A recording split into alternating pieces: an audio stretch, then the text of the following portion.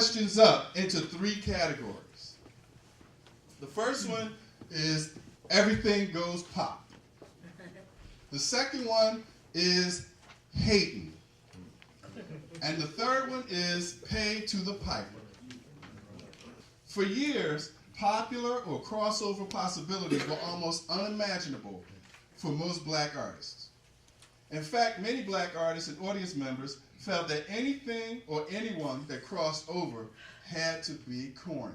So this idea of, everything going pop, I think that now we see hip hop is really black culture and whiteface. That's what I would argue, right? And then when I travel around the world, it's so interesting because you can see how American culture is just black culture, right? That's all American culture is, black culture.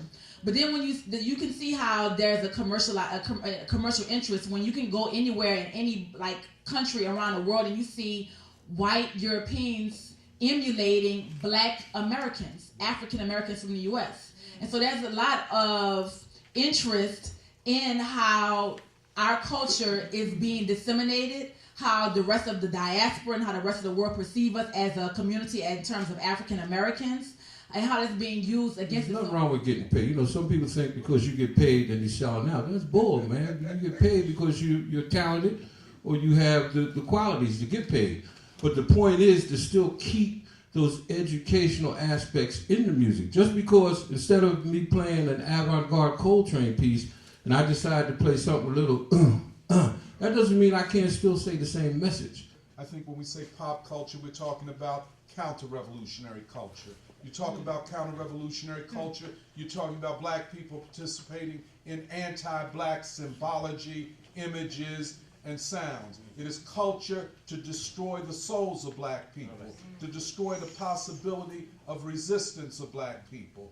I think we all need to go underground. So, why is the idea of the hater so important to this crisis in black culture that we're discussing? How has its use paralyzed our civic, intellectual, and political leadership? And how does someone who has been silenced as a hater find a voice today?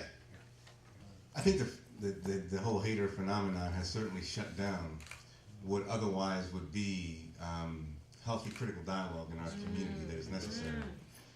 When Dr. Montero talked about the corporatization of our culture, that's something we've really got to begin to speak about, because that's real. The black community no longer has control over quote-unquote black culture. So when we call it black culture, it ain't that. It ain't black. How does the persistence of immaturity and its relationship with consumption impact our communities? And how does America at large pay to the piper? People referred to it earlier when you said we don't pass down from one generation to the next what we've learned.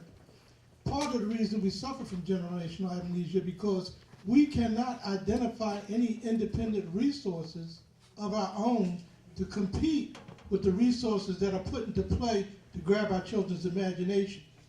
And part of the reason of that, there's a reason for that. A lack of trust when it comes to pooling our resources, and a lack of some people who are not trustworthy.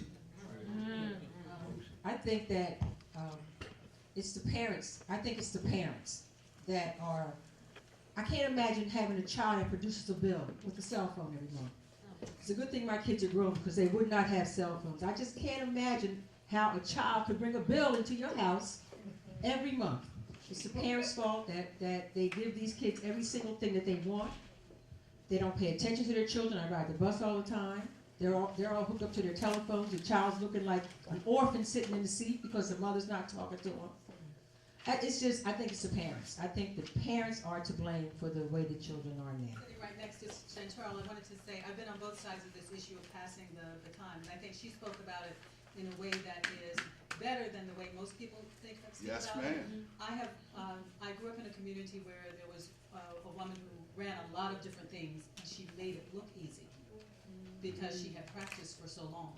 And then when she wanted to pass it off to those of us who were younger, we thought we could do it because she made it look easy. But we weren't prepared because we had not studied. Chantrell talked about studying at the feet. I don't know if you have to go that low. But the importance of people being willing to it's not so much about paying dues, but being willing to watch, look, listen, and learn. Culturally, people, Americans, Russians, we're all from one family. And we can kind of lose that being born in America. But the one thing I'd like to just leave everybody with is that in all that we've said, I've been to a lot of these gatherings and I've been all over the world.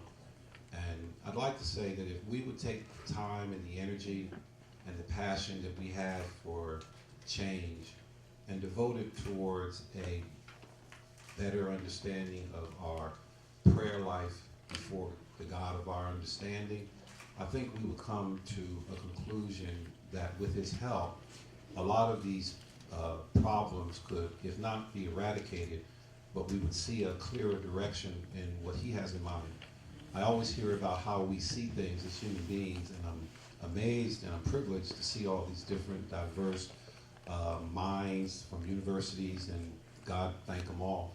But I think where we're headed is to a conclusion that at the end of the day, each and every one of us know we wouldn't be where we're at if it hadn't been for somebody else's goodness much greater than ourselves.